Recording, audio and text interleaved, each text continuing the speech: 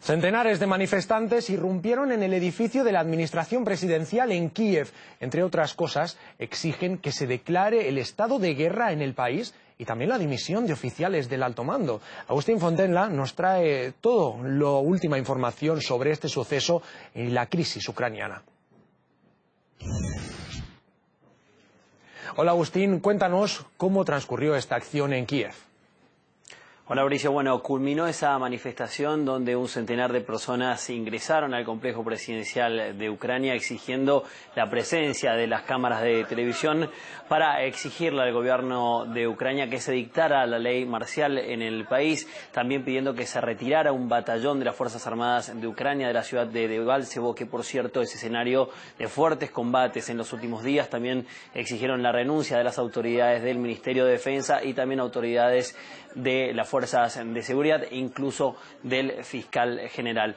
Repetimos entonces, culminó esa manifestación. Antes, el ministro de Relaciones Exteriores de Rusia, Sergei Lavrov, se refirió a la crisis en Ucrania e instó a las autoridades de este país a que se sentaran a la mesa de negociaciones y dejaran de culpar a las milicias por el fracaso del diálogo. También se refirió a una medida que tomó el gabinete de ministros de Ucrania en la mañana de esta jornada, que tiene que ver con que los ciudadanos rusos no puedan ingresar a territorio ucraniano con sus pasaportes internos y que tengan que utilizar los pasaportes internacionales. Les propongo escuchar las declaraciones de Sergei Lavrov.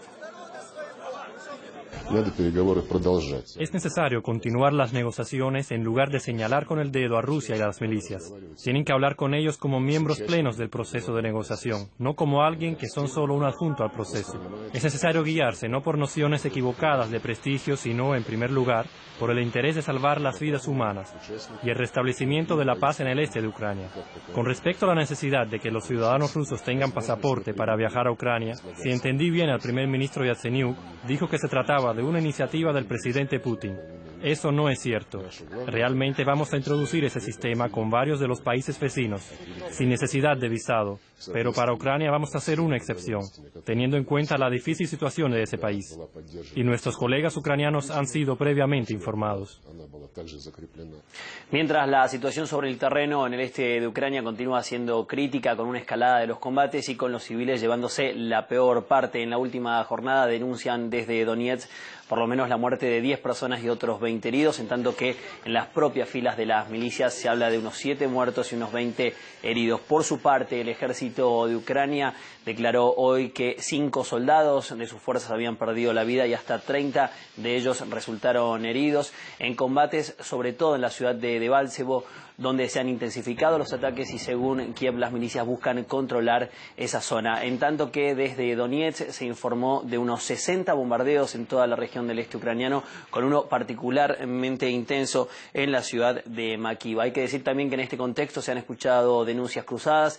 En este caso, desde Donetsk denunciaron que las Fuerzas Armadas de Ucrania están utilizando tácticas de guerra estadounidenses y municiones procedentes de países de la OTAN. Les propongo escuchar esta denuncia.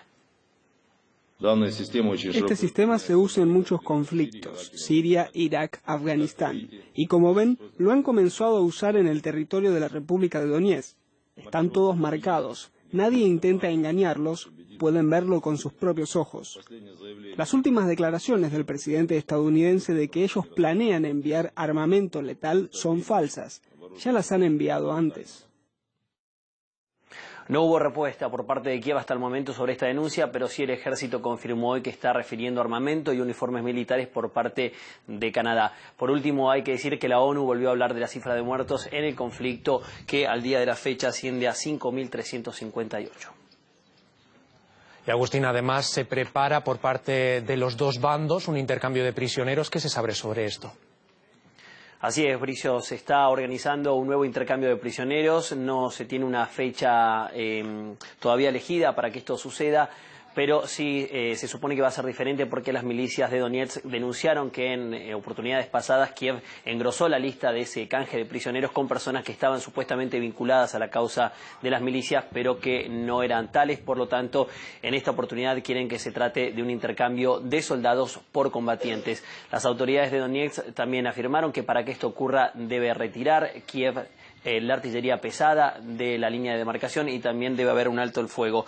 Por último, hay que decir que el representante de Donetsk y Lugansk en los diálogos de Minsk afirmó que están dispuestos a dialogar con el representante de Kiev, que es el expresidente de Ucrania, Leonid Kuchma.